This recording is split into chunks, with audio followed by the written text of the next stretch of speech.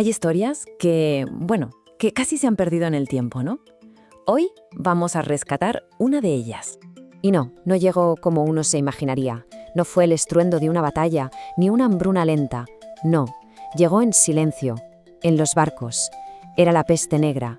Imaginen el escenario. El pánico. Es que el pánico se extendió incluso más rápido que la enfermedad.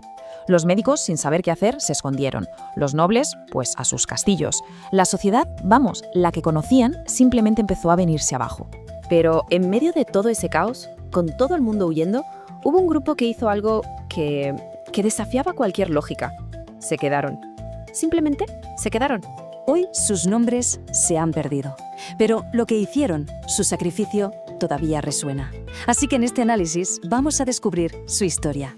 Claro, para entender por qué hicieron eso, primero hay que ponerse en su piel. Hay que ver la magnitud del mundo que tenían delante. Un mundo que de verdad se estaba cayendo a pedazos. Las cifras es que son difíciles de procesar. 50 millones. Hablamos de hasta un tercio de toda la población de Europa aniquilada. Las ciudades, los pueblos, se quedaron en un silencio de muerte. Pero lo peor, lo más devastador, no estaba solo en los cuerpos. El miedo al contagio fue tan brutal que rompió lo más básico, lo más sagrado. Padres abandonando a sus hijos, vecinos que ni se miraban, los lazos que unen a una comunidad, hechos trizas. Y en medio de todo esto, había un miedo incluso mayor que la propia muerte.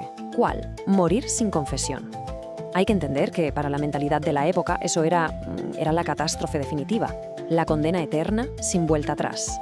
Así que, ¿qué pasaba? Pues que mientras todo el mundo huía de esas casas marcadas por la peste, los sacerdotes entraban. Cada puerta que abrían podía ser su sentencia de muerte, cada confesión que escuchaban, un riesgo mortal.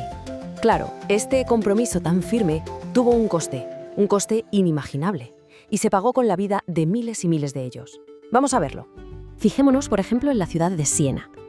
En solo 3 meses, de los 350 sacerdotes que había, murieron 300. Es que la escala de la pérdida fue devastadora.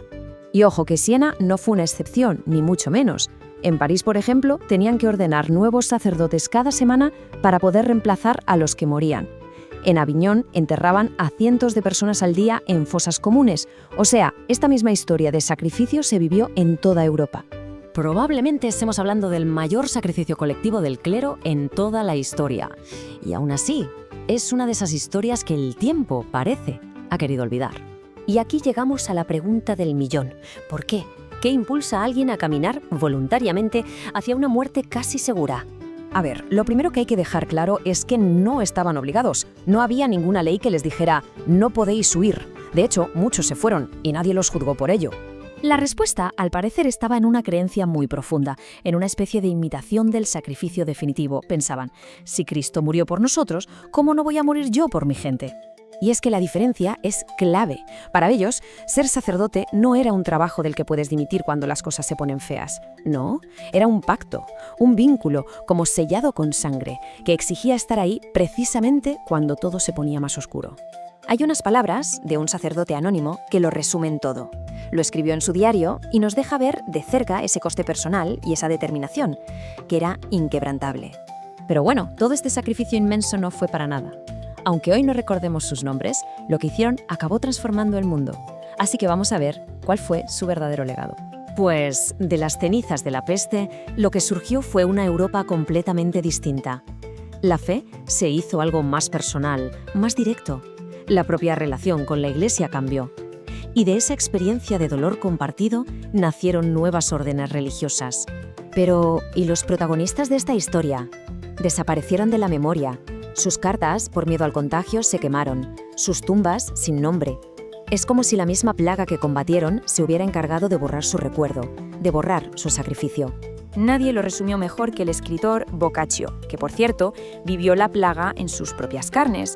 Él capturó perfectamente esa trágica ironía de su legado. Es que hay que pensarlo. Cada amén que decían al lado de un moribundo era un acto de valentía pura. Cada entierro, un acto de amor. Lo que consiguieron con sus acciones fue que la humanidad, que el consuelo, no desaparecieran del todo justo cuando más falta hacían.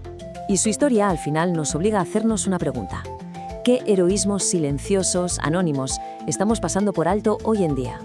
porque nos recuerda algo importante, que el verdadero valor no siempre es el que más ruido hace, pero desde luego merece ser recordado.